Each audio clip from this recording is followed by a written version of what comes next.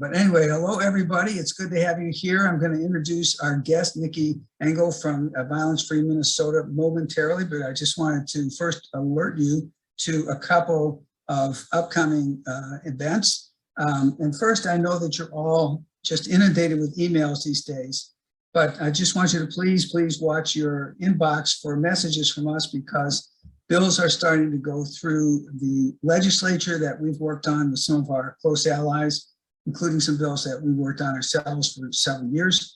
As soon as they kind of hit the first stop and get through the first gate in the legislature, we're going to want to start talking with legislators and ask many of you to either email or, we'll be setting up some Zoom calls for them as well. It's only a few steps for a few bills, but this is probably the most progress that has been made on child welfare related bills for several years. So we want to really get some momentum.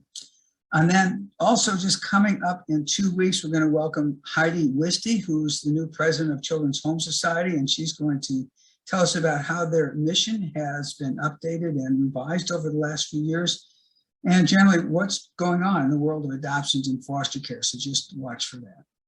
So with that, let me introduce our guest, Nikki Engel, who is the Policy Director of Legal and Legal Systems Program Manager for Violence Free Minnesota, which is a coalition of organizations or agencies to end relationship abuse. I'm going to let her tell you more about that. But just to say that we at Safe Passage are particularly interested in domestic violence policy and practice right now because of exploring the concept of family violence, which is that intersection between domestic violence, child maltreatment, and animal maltreatment, and also elder abuse. So if you're interested in that topic, by the way, you can go to the National Link Coalition. There are people who've been working on this for many years. And I'll put a link in the chat box in a minute. And just also watch for information from us, because as we just kind of shared with Nikki, we're thinking about possibly convening a conference on family violence in the fall. So with that background, let me let you get going, Nikki. And I think I made you the co-host. You should be good on that. And she can fill you in on the unique role that your organization plays in the domestic violence world. Well, thank you. Thank you, Rich and Stephanie, for having me. And hi to Maya. Maya, who was a former intern at Violence Free Minnesota, and we miss her greatly. So I'm going to go ahead and share my screen.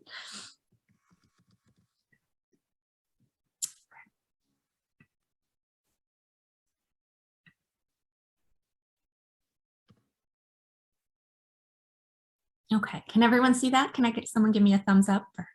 Yep. Okay, great. So yeah, I'm here from Violence Free Minnesota, the Coalition to End Relationship Abuse. My name and email are there if folks would like to contact me in the future. But I do policy work under our policy director, whose name is Katie Kramer, and I also lead the coalition's work in legal systems. So Violence Free Minnesota was actually founded in 1978 as the Minnesota Coalition for Battered Women. So some of you might be familiar with the decades of work we've done under that name. We changed our name to Violence Free Minnesota in 2019. The work we do is the same. Nothing about our work or our commitment has changed, but we wanted a name that better reflected our vision and our hopes for the future, right? Which is that we want a violence-free state. So our vision is to end relationship abuse, create safety, and achieve social justice for all. And we do that by representing victim survivors of relationship abuse in our member programs, by challenging systems and institutions, by promoting social change, and by supporting, educating, and connecting our member programs. So what do we do? These 5 things kind of encapsulate our areas, the areas that staff at the coalition put our focus into. So public policy, we were founded as a policy organization, and that's where, primarily where our work and our interests lie. So that is both at the legislature, right? So we aim to shape policies with in the interests of victim survivors and advocates across the state, but it's also at other kinds of policy tables. So for example, I currently sit on the Post Boards Council that is called Ensuring Police Excellence and Improving Community Relations Advisory Council. So we're also shaping policy in the interests of victim survivors and advocates at those kind of, at the level of state agencies, right? So I do a lot of work with the Minnesota Department of Corrections. Like I said, and the Post Board is about law enforcement, licensure, and conduct. So there are many ways in which we are helping to inform policy at lots of different levels in the state. Our other big charge, I would say, is to secure funding for our programs to be able to do the work they do on behalf of victim survivors. So that is really one of the primary goals of the coalitions, is to secure that funding for domestic and sexual violence agencies in the state of Minnesota. We also put a great deal of focus on economic and housing justice. So a few years ago, we actually added 2 staff positions whose entire focus is on economic and housing justice, which just explains or shows a little bit of a shift in our thinking at the coalition about how we end domestic violence. So whereas I think for many decades, the domestic violence movement has really focused on the criminal justice system as the best way to respond to domestic violence and prevent domestic violence, I would say that over the past 5 to 10 years, the domestic violence movement, both in Minnesota and nationally, is really shifting the way we think about the role of the criminal justice system in ending domestic violence and trying to spread our investments more deeply in other areas. So, right, so economic and housing justice. So let me just give you an example. I'm sure you all are thinking about this already, but if you have, let's say, a woman who is experiencing domestic violence and who fears breaking that relationship, right, or leaving because she fears that she doesn't have the economic resources and stability to provide for herself and her children on her own, right? So on the one hand, there is a need to end the violence that she's experiencing, but also there's an economic need here too, right? Like we can choose to approach, to try to hold the man accountable and end the violence he's engaged in. But there's also the option of ensuring that she has the economic resources to leave whether or not she right? So there's the point being that domestic violence, as we all know, is multifaceted and requires multifaceted approaches to end it. We do youth and prevention work. So we have a youth and prevention coordinator. One of the big projects that Maggie has been engaged in over the past few years is something called Project Catalyst, which was about connecting domestic violence programs with local health clinics and doing kind of deeper connection and engagement there so that medical clinics, healthcare clinics, and domestic violence programs are working together more closely, referring folks, right? So how do healthcare clinics screen for domestic violence? How do you do that screening? How do you have those conversations? How do you connect victims to advocates in your area and vice versa? How do advocates kind of assist victims in accessing necessary medical care that they might not be getting? So building those kinds of relationships is something that Maggie has been working on over the past few years. So we do work in that area. We do work in equity and capacity building. So we seek to build the capacity of our member programs to do work with victims to the best of their ability in alignment with best practices and what we know about what victims want and need to be safe in Minnesota. We also raise public awareness and collect data, and that is primarily through something called the Intimate Partner Homicide Report. And so I'll do a bit of a deeper dive on that report and what it shows us in a little bit here. But those are our main areas of focus. So like Rich said, we are a coalition. So we are the umbrella organization of over 90 programs that provide critical public safety and crime victim services in all 87 counties in Minnesota. So this is our current list of member programs. The coral colored programs here represent emergency shelter. So those are our domestic violence shelter programs. And the programs in Black provide a wide range of advocacy for victim survivors across the state. So I'll start off by sharing our 2022 legislative agenda.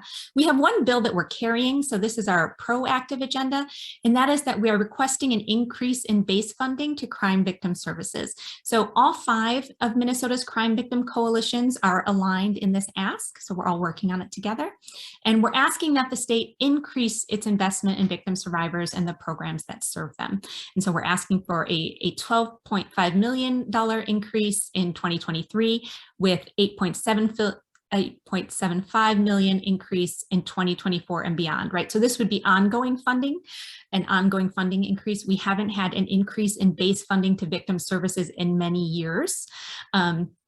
And exciting to us is this is the 2nd year in a row that domestic violence and sexual assault has been included in a governor's budget. So last year was the 1st year we were included in a governor's budget, and this represents the 2nd year. And that's very exciting news to us to know that the governor is paying attention and seeing the great need and value of these services for victims across our state. And then we have a pretty lengthy support agenda, so I'll go through these kind of quickly. But we have two bills in the criminal justice system arena that I will share with you. One is the Survivors Justice Act. And so this bill will allow judges to take the domestic abuse experienced by someone who committed a crime into account when determining their sentence. And it also allows someone who is already serving time for a crime they committed in connection to their own abuse to apply to have their sentence reduced in light of that abuse. So there's kind of something on the front end and something for those who've already been sentenced. This is a bill that we have been involved in the drafting of, in addition to others, and it was recently heard. We provided oral testimony, and it was heard on March 8th in the House Public Safety Committee and passed from there into the judiciary. If you are interested in learning a little bit more about what something like this might look like, I can tell you that we in part modeled this bill after a similar bill that passed in New York, the state of New York in 2019, called the Domestic Violence Survivors Justice Act. So I'll talk a little bit about a project that Maya actually was involved with that is part of the impetus for our support in this bill. And the other criminal justice system reform that we're supporting this year is ending revocation for technical violations. So a technical violation is a violation of a condition of probation or parole that is not a new crime. So this is something like breaking curfew, being caught in the presence of another felon, a dirty, UA, urine analysis, right? So evidence that, there's drug use of some sort happening or alcohol use. So again, this is not a new crime. It's the violation of a condition of their release. And so, what we believe is that a condition of release is better addressed through community-based services and programming as opposed to detention, confinement, and removal from community. And so that's why we're stepping in. And then we have four bills that we're supporting in the realm of economic and housing justice, right? So reforming Minnesota's eviction laws, prohibiting source of income discrimination, creating safety leave protections for survivors, and funding survivor-centered housing programming. So we know directly from survivors themselves, what we hear again and again and again is that housing and economics are their number one needs, right? That safe and affordable housing is the number one need of most victims across the country, really, right? So how can we address those needs better? Then we have other bills and initiatives that we're supporting this year. We support the Minnesota Coalition for Youth Justice legislative agenda, the Clean Slate Act, which provides automatic expungement for certain kinds of offenses after a certain number of years, funding for a program management staff for the Healing House that would emerge in Bemidji, and I'll talk a little bit about that in a minute. And we are supportive of aiding and abetting felony murder law reform, right? So we know from we have heard from many victims who are serving time for crimes that they committed in connection with the abuse they experienced. And that includes things like felony murder, right? Where they weren't the one who committed the homicide, but were connected in some way. And so we support reform in that area. Okay, so now I'm going to talk a little bit about, some of you might be looking at our legislative agenda or hearing about our legislative agenda and maybe a little surprised at some of the arenas or some of the lanes that the coalition is stepping into in support of. And so I want to talk to you all a little bit about something that we are doing right now. We currently have a year-long focus on justice-involved victim survivors. So we kicked this off last October and we'll carry it through September this year. After that, of course, it doesn't mean that we won't continue to do work on this particular population. But right now, this focus involves us doing a series of monthly events for membership, sometimes more broad, sometimes they're also open to the public, but on the unique intersection of being both a victim and a defendant in the criminal justice system. So a justice-involved victim survivor is someone who has experienced domestic violence or sexual assault or trafficking, but who also has a criminal history themselves, right? So there's a couple reasons we're focusing on this population of survivors right now. So the Minnesota Department of Corrections got an Office of Violence Against Women grant in 2017. And so with that grant, they partnered with Violence Free Minnesota, they partnered with the Minnesota Indian Women's Sexual Assault Coalition and Mending the Sacred Hoop, which is the Native American Domestic Violence Coalition in Minnesota as well. And so what they wanted us to look at was how can the Minnesota Department of Corrections improve services to victims of domestic violence, sexual assault, and trafficking who are under their control, right? Who are either in their prison facilities or under their supervision. So we decided, the coalitions, the advocate partners decided to focus specifically on Native American women incarcerated in prison in Minnesota. The reason for our focus is that Native American women are incredibly disproportionately represented in Minnesota's prison system. We have one of the highest, if not the highest, disproportionality of Native American women in prison in Minnesota than any other state in the United States. So what I can share is that, Native Americans make up 1.1% of Minnesota population. On any given day in male prison facilities in Minnesota, Native American men make up about 8% of the male prison population. Whereas on any given day in Shakopee, our one women's prison facility in Minnesota, Native American women make up 20% of the population at Shakopee, which is just shocking, right? That's incredibly high. We also know through lots of other research that's been done that Native American women are disproportionately victimized in our country. They have the highest rates of sexual assault, some of the highest rates of domestic violence and child sexual assault, right? So we were sure that if we spoke to Native American women in Shakopee, that we would be dealing with a population that was also almost always going to also be victims, right? That we were confident of the overlap there. And so we thought if we can focus on Native American women, if we can really highlight the needs of that group, that will benefit, stands to benefit all victims who are justice system involved in Minnesota. So that's one of the reasons. That was a really strong and powerful, what we learned from interviews with these women has been a very powerful motivator for us kind of shifting the focus of our work at the coalition and whose experiences of victimization, whose barriers and needs are kind of brought to the foreground as we think about how to end domestic violence in Minnesota. The other reason we're focusing on this population is because it's a race equity issue, right?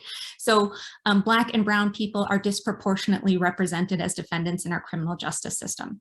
We know from some studies that have been done that Black, Indigenous, or people of color victim survivors are more likely to be misarrested or criminalized for surviving domestic abuse. So there's a couple of studies that show when when police are called to a domestic violence scene, that Black and Brown women are more likely to be misarrested, so interpreted as the perpetrator of the abuse instead of the victim in that than white women, for example, right? So we know that if victim survivors are going to be misarrested or criminalized for the behavior that they're using to survive the violence they're experiencing, they're more likely to be Black or Brown women, for example. Also, LGBTQ victims are disproportionately represented and misarrested and criminalized for their survival.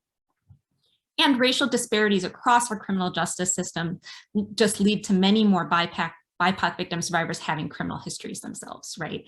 So by lifting up the experiences, the needs, the voices, the barriers for this population of victim survivors, those who also have criminal histories, we're attempting to do kind of several different things in our focus on that group.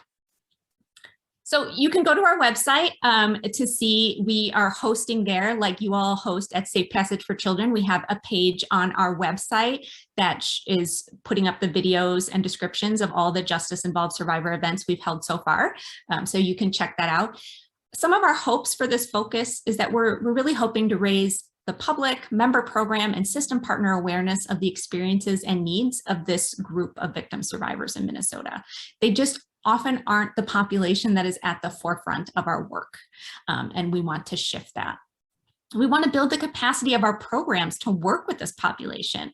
Our programs need to develop different skills sometimes. Some of the skills our advocates, our talented and innovative advocates already have, work for this population no different than any other population of victim survivors. But there's also some special skills or special kinds of knowledge that could really benefit this group.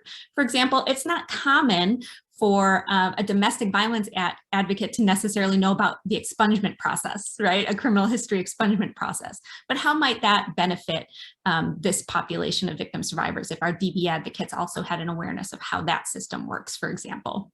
So we're doing that kind of work with our member programs. We're hoping to change policies in ways that can positively impact this group of victim survivors. So for example, ending revocation for technical violations. Why are we stepping into that work?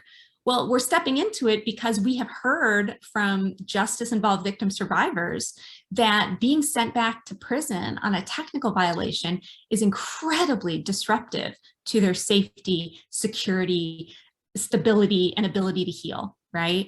One of the most common reasons for women to be sent back to prison on the basis of a technical violation has to do with continued substance use. Well, there's a strong link between substance use and trauma, right? Substance use is often a form of self-medicating to deal with the effects of trauma. And so how are victim survivors then kind of caught up in these cycles, right, of trauma, substance abuse, criminal activity, and what can we do to effectively break those cycles? And we want to help move Minnesota's domestic violence movement towards a less carceral approach to ending domestic violence.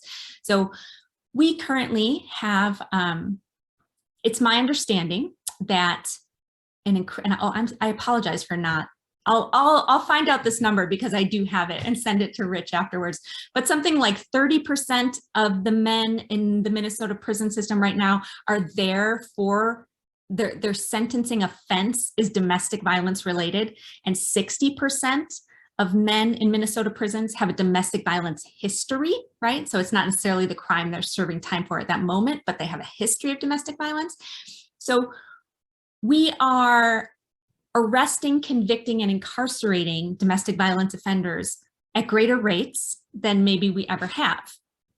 And yet, we are in some ways no closer to ending domestic violence in Minnesota as a result of that, right? So when I say ending or trying to move us towards a less carceral approach is just the fact that that alone can't be the answer to ending domestic violence because it doesn't seem to be necessarily working on its own. So that's a little bit about that, and that's going to segue into what we know through another piece of our work. And so I talked about raising public awareness and doing some data collection. And so we do this through something called the Intimate Partner Violence Homicide Report. Up to a few years ago, it was called the Femicide Report, and you may have come across it under that name. But for 32 years, the coalition has provided annual documentation on domestic violence homicides in Minnesota. We are the only group that collects this information in the state of Minnesota. So if you go to our website, you can find all of our reports there, including a 30-year retrospective report we did 2 years ago. So the report provides policy recommendations that we at the coalition believe that if implemented would reduce intimate partner homicides. Individuals who are included in our homicide report are either killed by a current or former intimate partner, are killed while intervening in an act of domestic violence. So there are bystanders included, people who attempted to intervene and were killed as a result. children who were killed in an attempt to control an intimate partner, individuals killed while engaged in sex work or being sexually exploited, or cases where a perpetrator killed a victim due to real or perceived rejection. We track these homicides on our own through public sources, including the media, right, through community. So sometimes members of the community will reach out to us and alert us to a homicide in their town or city that hasn't gotten a lot of media attention that we look at. And we look at the court public tracking, public information systems, right? So no one, I just say that all to say, it's not like MDH is, like giving us a list of, hey, we've noticed that, this is something that our folks at the coalition are tracking on their own, right, every day, looking for alerts and looking for, when folks have asked us questions in the past, right, about like, well, what are we looking for, right? Because a lot of times media coverage of homicides doesn't necessarily explain the relationship, right? So we have things that we're looking for and doing our best to try to pull out these homicides where and how we can. But what I want to show you this, because I find this information motivating in a different way and sad. But, from 1989 to 2021, this is to our best ability, the way we have been able to, the numbers that we have tracked of deaths, homicides related to intimate partner violence. So when I said that we as a coalition and as a movement are attempting to shift away from a carceral approach to something maybe more holistic, and when I say that because the carceral approach in and of itself doesn't seem to be working. Part of what I'm talking about working is the numbers you see here, right? We can't see in the homicide data, we don't see a clear decline. We don't see a clear increase, right? The numbers are all over the board. I believe the only thing we can say for sure is that in the times since we've started tracking in 1989, it has never been under double digits. That's the only kind of consistency we've seen in homicides. And so I thought for this group, it might be particularly interesting to pull out what we know about children and intimate partner homicide. And so I was talking to, Joe Shannon at the coalition does most of this data collection. And so I asked him originally for, all the numbers and then for the past 10 years. And ultimately he said, I can only give you the past 5 years because this is something we do on our own. How media covers these kinds of homicides has changed drastically since we started tracking this data 32 years ago. And prior to 2010, 2011, the data we were able to get is so minimal. It's just really, really minimal. We don't have this information. We haven't been able to track this information back that far. So what he could say for sure is he's like, for sure, I have numbers since 2016. These are the numbers we feel confident in. So if we look at the past 5 years, we have a total number of victims killed was 138. So of that 138, a little over 50%, it's about 55% of victims had children or were pregnant at the time they were killed. Of those, the number of children who were killed alongside the parent victim, 9. So 9 children were killed alongside their parents over the course of those years. 1 child, so there's a total of 10 children who were killed. 1 of those children was killed. The abused parent actually was not killed. He was killed in his attempt to intervene in the violence that the mother was experiencing, and he was killed and not the mother. So, when I look at these numbers, in 13% of the cases where victims had children, children were also killed within the homicide. So just quickly, and then I'm going to wrap up and we can open this up for conversation. But looking at this particular intersection of domestic abuse and child maltreatment, there's a very recent piece that came out. It's very short, but I think it might be really interesting to you all. The National Custody Strategy Network, which is being housed in something called BWJP, the Battered Women's Justice Project, they put out a brief last year on intimate partner violence and co-occurring child abuse that I think you all might be interested in. But, what do we know? What do we know about the co-occurrence of these two things? conservatively, 3.3 million children are exposed to domestic violence each year. We believe the higher and probably more realistic estimate is closer to 10 million children per year, right? We know that child abuse and exposure to domestic violence are very often co-occurring. We know that children exposed to family violence are more likely to experience other forms of child abuse, such as sexual, physical, and emotional abuse.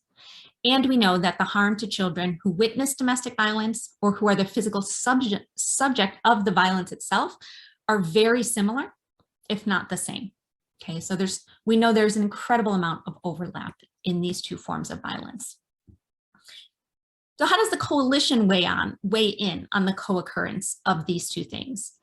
So we believe that the best approach for working on the co-occurrence of DV and child abuse is to work with the child and the protective parent together. So there is research that shows that the child's safety is directly related to the safety of the non-offending parent. And again, this research shows that to increase the safety and resiliency of a child, it's critical to support and provide for the safety of the non-offending parent as well.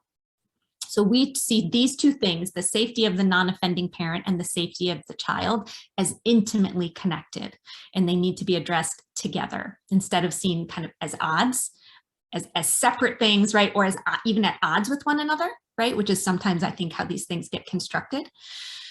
We believe that any policies and practices put in place to address child maltreatment and domestic abuse must not deter families from seeking services, right? So we have historically been opposed to changes to policies and practices that would, for example, maybe through domestic violence end up funneling more families into the child protective system, right? Because we know that that might prevent non-abusive parents from seeking the necessary supports and resources if they're worried that attempting to seek domestic violence services or getting an OFP is then going to call the child protection system into them, right? That might be a real deterrent for them to seeking the services and help that they need. And we certainly don't want that, because we know that, victims deterred from seeking services is potentially deadly, right? We want them to always be able to feel safe to access services for the DV that they're experiencing.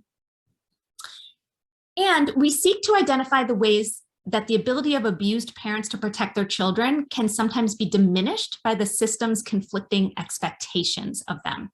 So we see this all the time, that abused parents are often trapped between two forces. So a child welfare system that is telling the non-abusive parent, protect, right? Protect your child, keep them safe.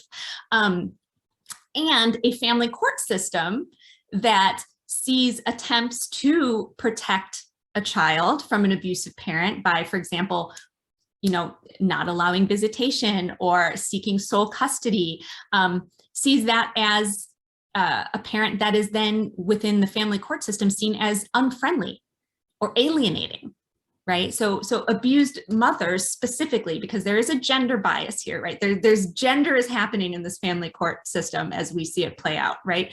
That a woman who claims in a family court situation, when a mother claims domestic abuse, we have research that shows she is less likely to get sole custody than when a father claims alienation, right? So there's like a direct conflict here, right?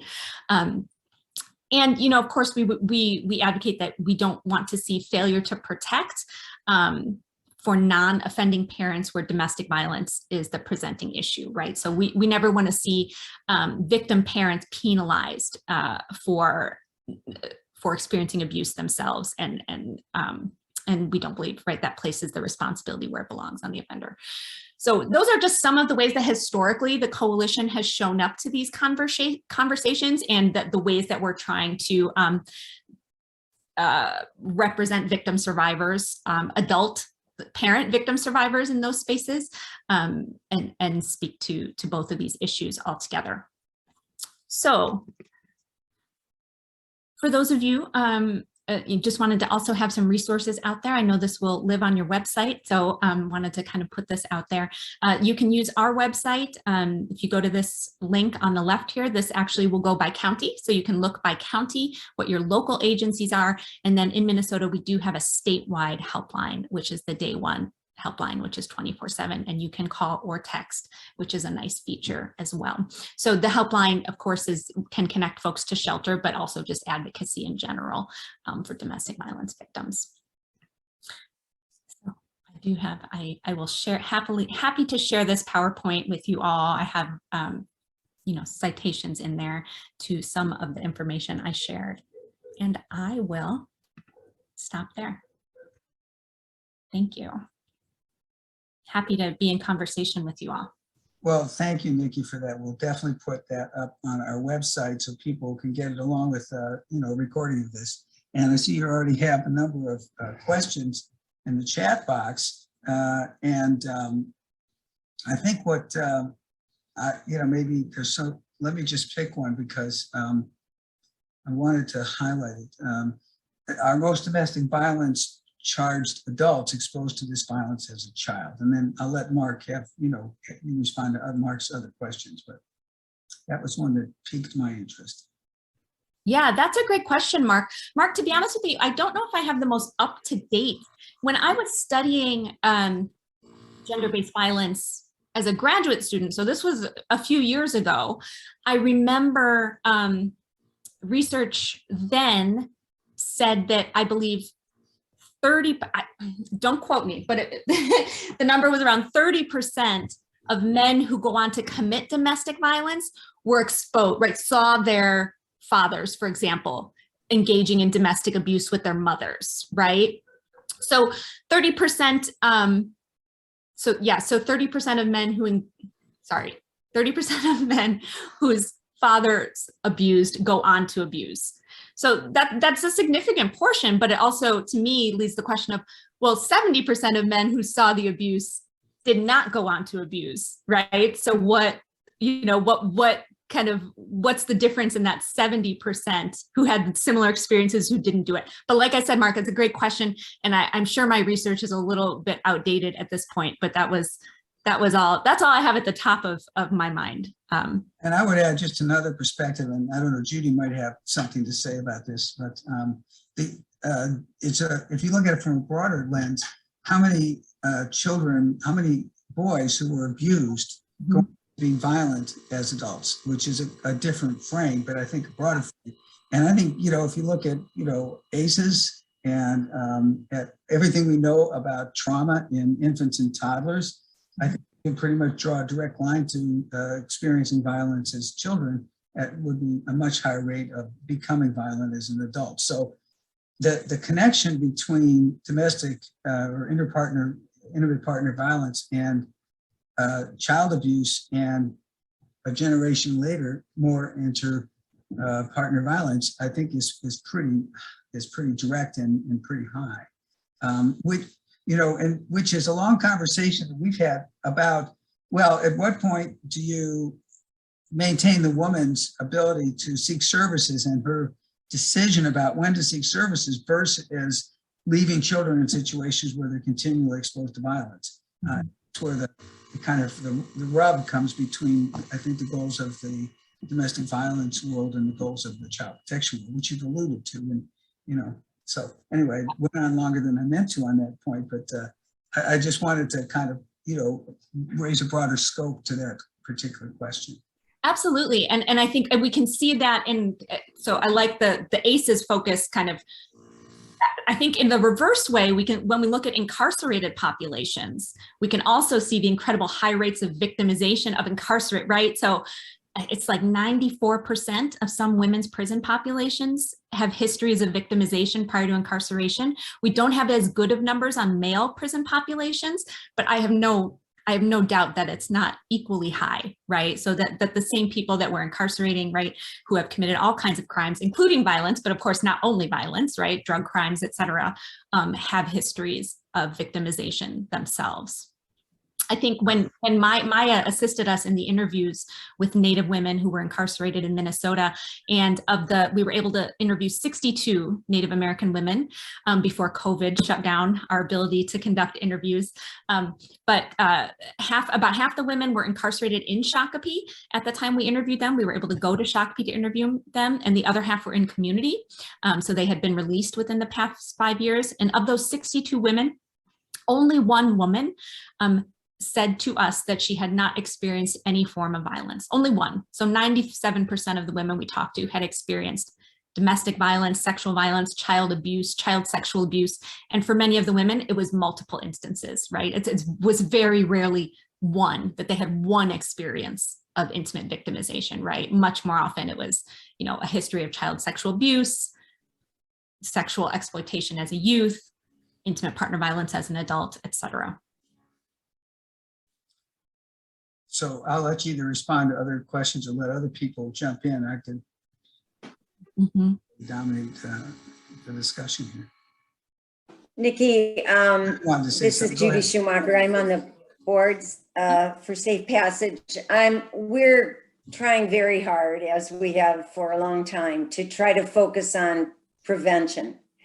And the stories that you tell, the stories that we read about and hear about are just heartbreaking.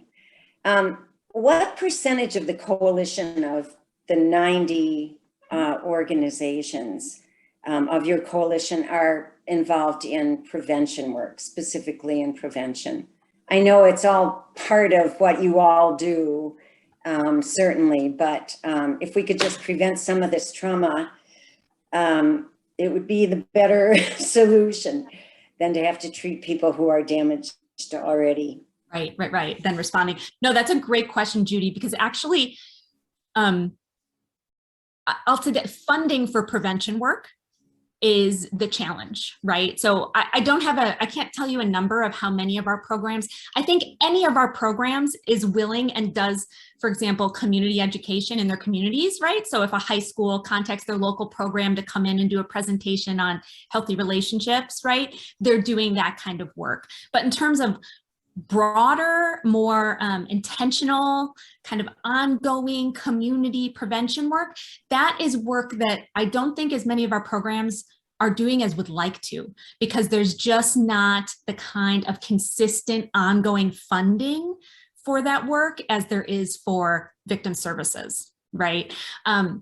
So that is something that, for example, maybe some of you are familiar with batterers intervention programming, right? So this is programming to work with men who use violence in their intimate relationships, right?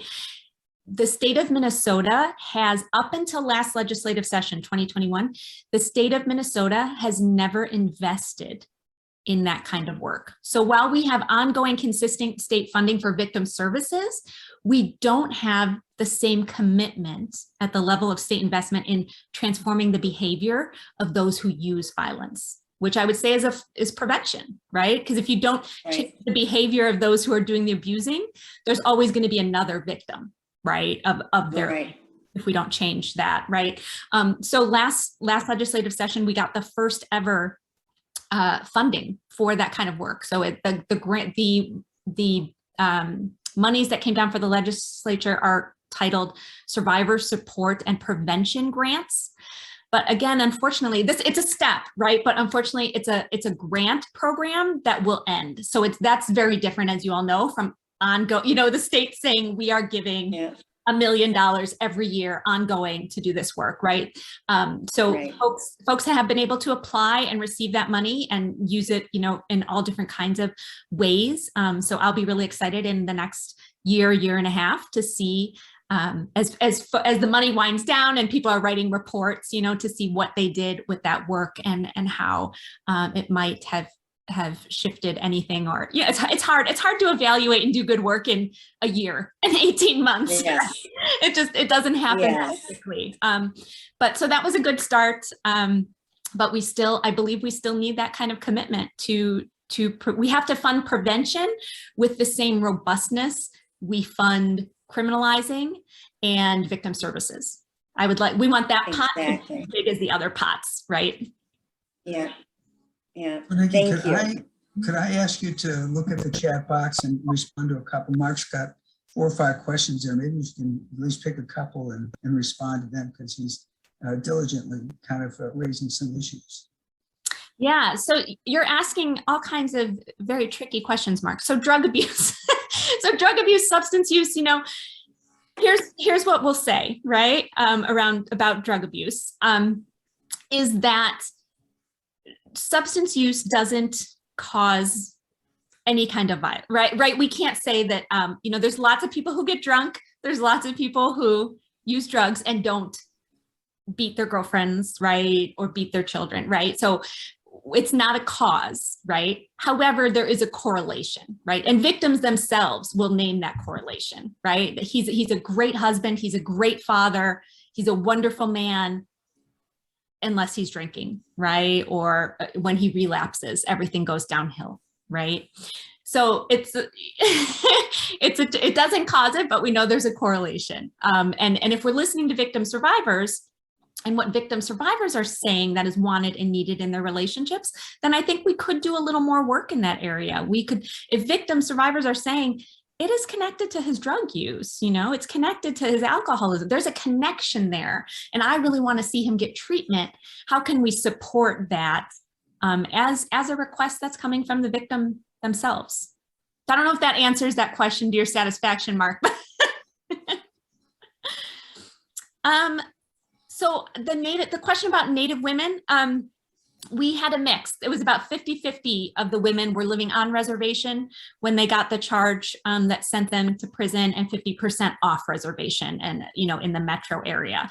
But what I can say that we did notice from our interviews was that, and the Minnesota Department of Corrections backs this up with their own data, 70 to 80% of Shakopee, Native American Shakopee inmates are coming from the northwest region of the state. So they're coming from, which is, you know, the Bemidji, Beltrami County, right, which has, you know, 3 Red Lake, Leech Lake, and White Earth, right, 3 big reservation populations up there. And so there is an incredible amount of Native American women coming from one particular region of our state. Let's see.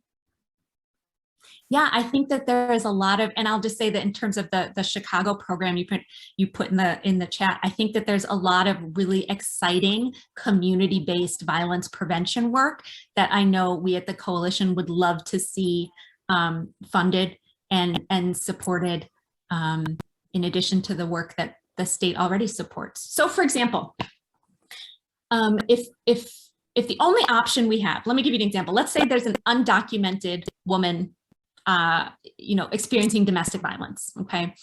And the only option we can give her for how to get the violence to stop, or when she's experiencing violence, the only thing we can tell her is to call 911 and get the police involved. That's a barrier. It's a barrier for her to seek help and to be safe, because she's worried about the consequences that might fall on her for being undocumented, or right. So at the coalition, you know, what we're really hoping for, what we would like to see in Minnesota, is the creation of more options for victim survivors.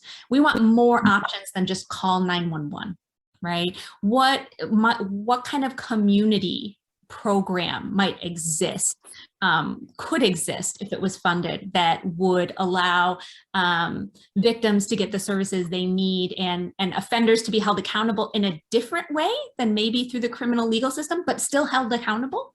What might that look like? We don't know. We don't have the answers, right?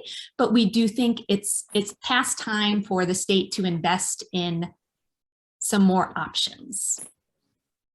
Have you heard of the Cure Violence program before? I don't know if I've heard of that one specifically. I've heard of different kinds of, you know, community prevention programs, but this one seems Chicago, developed by a physician. And if you watch their YouTube videos, they're stunning. You recognize these Black men and women, all ex-convicts, sound like new community leaders. They change these people to literally become community leaders. And studies have shown violence in general, domestic violence has gone down in those neighborhoods they work in. So I could see using domestic violence perpetrators as some of your therapists. Yeah, absolutely. And I think there is, we have one program, there's one program in the metro area that is a member of our coalition. It's called Breaking Free. They work with sex trafficking and, you know, commercially sexually exploited women. But one of the things they do is they do a similar program to a batterer intervention style programming, but for men who purchase sex. And they have had success. They have had men go through the program who have been so changed by what they learned in that program, right, that they come back and talk to the men in the next class. So yeah, exactly. There's something really powerful about that, right? And really effective and really transformative when people can share from that place of having been in those shoes, right? And transform their behavior. I think I hit on most of them in the chat, Rich. I think so. I see Greg turned down his camera. I wonder if that's because you have a comment or a question. No, it's all right. Just wondering. You know me all too well, Rich. Yeah. Nikki, just as a form of introduction, I spent 40 years working in the child protection system.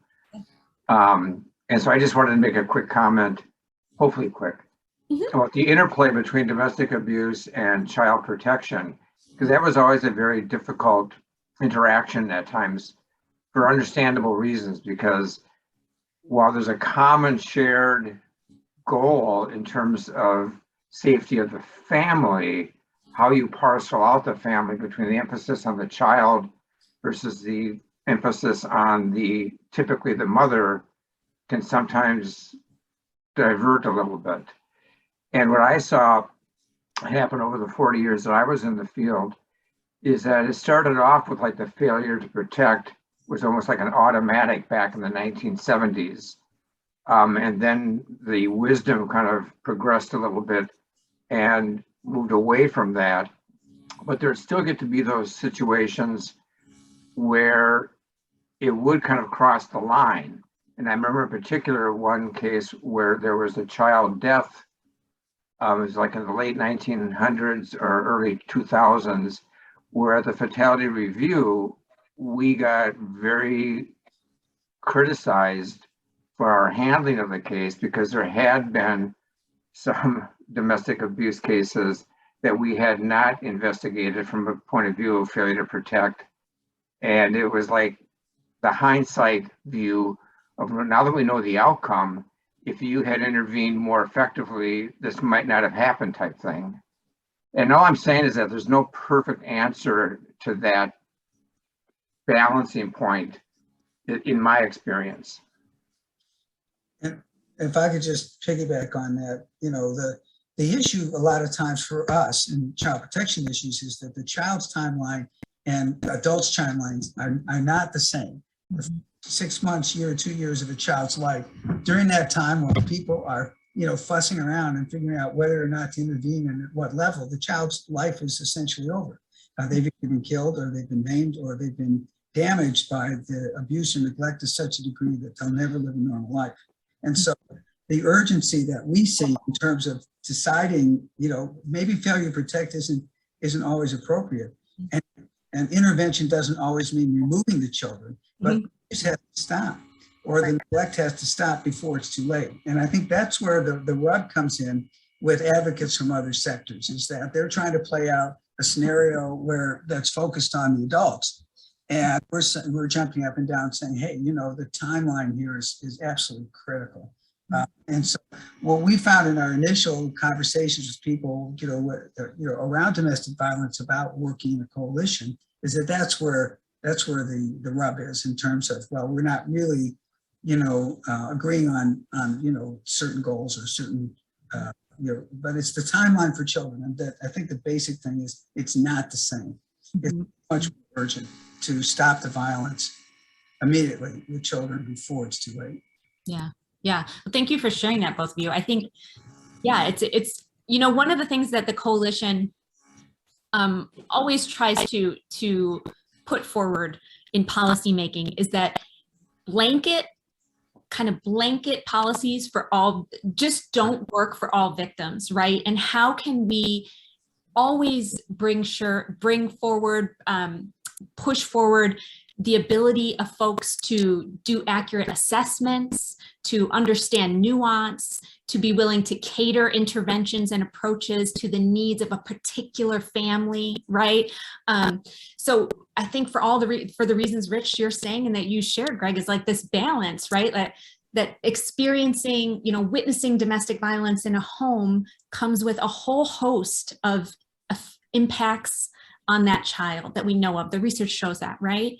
And removing a child, right? Or having a systems intervention also can cause trauma, right? So again, it's this, how do we get the right balance in intervening, right? And again, I think it's nothing that we can just say for all people experiencing X, this is what we do, right? Right, it's not like you're either in favor of removing kids all the time or you never remove them. And it's just every situation has to be thought through. So the one kind of obvious thing that I would say, is that what I've never saw as helpful is when different entities, because they have different approaches, choose not to work together. Mm-hmm. The more dialogue you can have, the more cooperation you can have, the more you can work out those differences and try to fine tune things so that hopefully we move forward together as opposed to moving in different directions at odds with each other. Yeah, absolutely. A truism, but yeah, no, it's so true. On a totally different tack, can I ask you about pets and shelters? What, is that on your radar?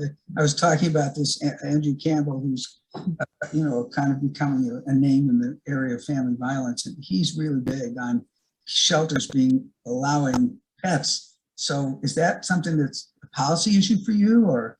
It's definitely something that's on our radar. We know because we hear from victim survivors that a reason they might not leave or a barrier to leaving is their pet, that they can't take their pet with them.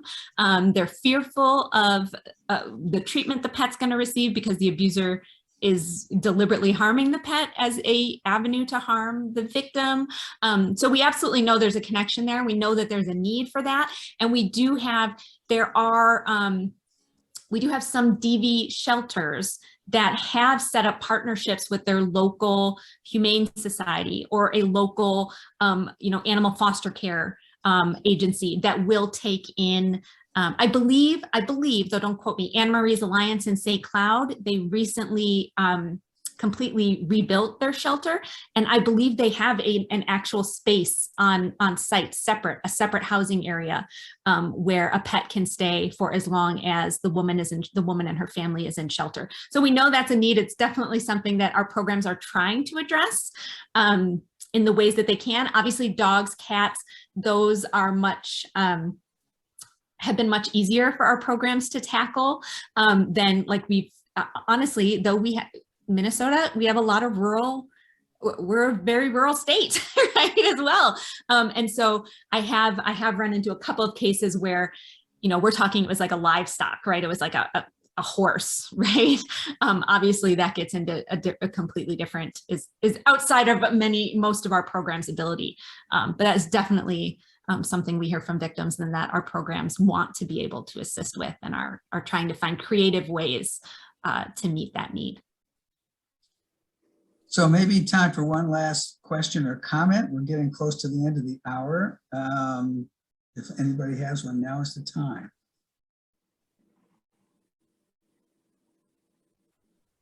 I see you, Mark, you have another question in the chat. I don't have a good answer to that. I'm not sure about that one. That might be something that Maggie Royer in our office, who works with clinics, might be more adept to answer, but I don't feel like that one is in my wheelhouse. And what is which question are you looking? I was asked, are we as pediatricians or caregivers, are we missing some questions that we should be asking to kind of identify early on in a preventative way families that are more high risk for domestic violence, child abuse? Are there some questions that you think we miss? Yeah, I'm going to put in the chat here, Mark. This is Maggie in our office. She's been working on Project Catalyst, which is working on screenings to introduce into healthcare clinics. I would go ahead and reach out to her and say you heard me speak and I connected you, but Maggie, she would be a great person to have a conversation with about that. I'm sure she has ideas. It's on Mark and my aspirational list to get, family violence questions embedded in electronic health systems where pediatricians, primary care providers will automatically ask certain questions in there, how those, I don't know if you know how those protocols work in the electronic health records, but they will then trigger a referral or an alert if you ask the right questions. So before we leave the planet, Mark and I are going to get that in the in the electronic health record systems. That's one more question. So, I think illiteracy is poor literacy in the parent, didn't finish high school. Common denominator for drug abuse, violence, blah, blah, blah, and it's often multi-generational. Do you ever pay attention to recognize literacy, poor literacy as an issue? Yeah, I guess I haven't seen much in the DV movement about literacy specifically. We talk a lot about economic stress, right, economic status, poverty, those kinds of things, which I can see connected, but not specific literacy, right? The reason I say that 60 to 70% of prison inmates are poorly literate. In other words, there's a connection. Yep. And Yep. 3 years is key. Yeah. If I were still in practice, I would screen my new mothers for literacy skills and say, oh, this is one. And I would recommend a home visitor during that first 3 years, every 2 weeks, focusing on a variety of things. I would think this would be one of my highest risk families. And I believe I saw on your website, I believe, was there's some conversation or some about like home visitation? Did I? Yeah, so one of the things we support each year at the legislature is targeted home visiting organizations, because of all of the services related to child maltreatment, the two that really come up with some, very solid research are home visiting programs, which are basically around parenting skills training, prenatal to age 2 as a result, as a rule, and early learning programs where infants and toddlers in particular can go to high quality childcare or early Head Start or something like that. They are the only programs and services that actually are high in the prevention end. They prevent 25 to 50% of families from ever showing up in child protection and the particular program, et cetera. But that's the only primary prevention that, has really, passed muster in terms of the research. So we support those all the time, every year. Yeah, and I know Maggie has done work with home visitation nurses as well around DV. A great intersection of our work. Yeah. Well, I think, it sounds like people might be willing to, that Nikki might be willing to entertain follow-up questions if you want to reach out to her, but we've gone a little bit over our time and I want to respect everybody's time. And thank you so much, Nikki, for putting the effort and the time into this presentation, and it will live on our website and people can go back and see it. And thank you everybody else for showing up. We really appreciate it. And I just want to see if there's any, thank you, excellent information from Bob and Phyllis. Thank you, Bob and Phyllis. So with that, I think I will end the session, and thank you again, Nikki, and everybody for being here, and we'll see you hopefully in 2 weeks. Thanks for having me. Okay. All right. Bye-bye.